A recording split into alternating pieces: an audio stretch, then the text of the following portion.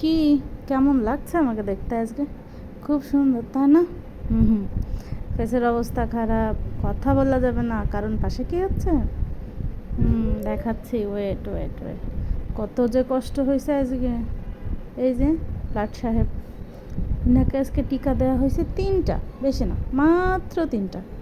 সে দুপুর থেকে আমাকে অনেক জ্বালাচ্ছে। যেমন ব্যথা, তাকে কোলে রাখতে রাখতে আমার অবস্থা খারাপ, শরীরটা দুর্বল হয়ে গেছে, মাথার অবস্থা খারাপ, মনে হচ্ছে 6 মাস চিরুনি করে নেয়। এখন কি একটু ঘুমোইছে শুয়ে, এখন মনে হচ্ছে আমি একটু রিল্যাক্স, মনে হচ্ছে আগে একটু ঘুমোয় নেই একা একা, কিন্তু তা হবে না, রান্না করতে হবে। বরের আসার টাইম হয়ে যাচ্ছে। যাই হোক, উঠি, খিদাও লাগছে একটু, দেখি কি করা যায়। এই যে আমার হাসি খুশি বাবাটা, সে খুব এমনিতে খুব হাসি খুশি থাকে। তো মেন কাহিনিটা হয়েছে কি, আমি শুধু তাকে রেখে দোকানে গেছি ডিম আনতে, কারণ আমার খিদা লাগছে। এখন ডিম ভাজি করে খাওয়া ছাড়া কোনো উপায় নেই, সাথে বড় ছেলেও খাবে। তো তাকে শোয়াই রেখে আমি এক দৌড়ে গেছি ডিমটা আনার জন্য। ও মা, একই কাণ্ড!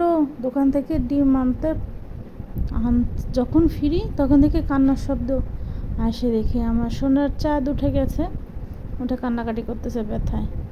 ভাগ্যিস ভাবি ছিল, ভাবি একটু ধরলো। যাই হলো, এখন তো খিদা তো লাগছে। ভাবিকে বললাম, ভাবি আপনি আমার ছেলেদের একটু সামলান, আমি একটু কিছু খাই। তারা হুড়ো করে ডিম ভাজি, এই যে বললাম না বড় ছেলেও খাবে, কারণ আমারে খাওয়া দেখছে না সে, এখন তার খিদাটা আগে লাগছে। যাই হলো, কোনো ব্যাপার না। 2টা ডিম ভাজি করলাম, একটা ছেলের জন্য আর একটা আমার জন্য। কিন্তু ডিম ভাজি করে না হয় আমাদের পেট ঠান্ডা করলাম ক্ষণিকের জন্য, বরবাবু আসার টাইম হয়ে গেছে। তো যাই হোক, ওই পাশে তাড়াহুড়ো করে আবার ভাতের চালটা ধুয়ে দিছি।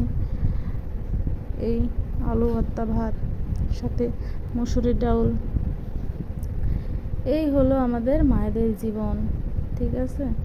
মায়েদের জীবন না এতটাও কঠিন না, এই যে বাসা বাড়িতে থাকা মায়েদের জীবন এক কথায় বলতে গেলে। কারণ যদি গ্রামের বাড়িতে থাকতাম, অবশ্য ওর জেঠুমণি, ওর বড় মা, তারপর ঠাকুমা, দাদা সবাই রাখতো, আমার কতটা কষ্ট হতো না।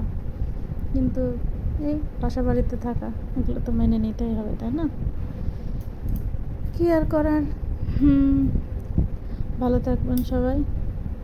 আজকের একটুখানি কাজ শেয়ার করলাম আর কি। ধন্যবাদ।